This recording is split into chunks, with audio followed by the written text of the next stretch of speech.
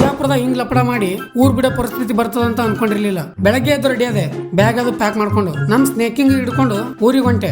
ನಮ್ ಸ್ನೇಕಿಂಗ್ hall ticket ತಗೋಬೇಕು ಅಂತ ದರ್ಬಾರ್ ಕಾಲೇಜ್ ಕರ್ಕೊಂಡ್ ಬಂದ. ವೆದರ್ ನೋಡ್ರಿ ಎಷ್ಟು ಮಸ್ತ್ ಆಗ್ಯದ. ಹುಡುಗಿ ಜೊತೆ ಅವ್ರ ಲಾಂಗ್ ಡ್ರೈವ್ ಹೋಗೋ ಟೈಮ್ದಾಗ ನಾನ್ ಹಿಂದ್ ನೋಡ್ರಿ ಹಿಂಗ ಮುಗಿಲು ಅಳಾಕೆ ಸ್ಟಾರ್ಟ್ ಮಾಡ್ತು. ಅಂದ್ರೆ ಮಳಿನೇ ಬಂತು. ವೆದರ್ ಅನ್ನೋದು ಈಗಿನ ಕಾಲದ ಹುಡುಗಿರ್ತಾರ ನೋಡ್ರಿ, ಯಾವಾಗ ಚೇಂಜ್ ಆಗ್ತದ ಅನ್ನೋದು ಗೊತ್ತೇ ಆಗಲ್ಲ. ಶಿವನಿಗೆ ದೇವ್ರಿಪ್ರಿಗೆ ಅನ್ಕೋತ ನಮ್ ಸಿಂದಿಗೆ ಬಂದೇ ಬಿಟ್ಟೆ. ಸ್ನೇಕಿಂಗಿಗೆ ಬಾ ಹೇಳಿ, ಯಾಕಂದ್ರ ಅವ ಅವ್ರ ಊರಿಗೆ ಹೊಂಟನ. ಯಾವ ಲಪಡ ಇಲ್ಲ, ಸುಮ್ಮನೆ ಪೂಜೆ ಅದಂತ ಕರ್ಸ್ಯಾರ. ಮನಿಗ್ ಬಂದೆ, ಸುಂದರ ನೋಡ್ರಿ ನಮ್ಮ ಮಳೆಯ. ಅವ್ನ್ ಮೇಕಪ್ ನೋಡಿ ಅವನೇ ಅಳ್ತಾ ಇದ್ದಾನ.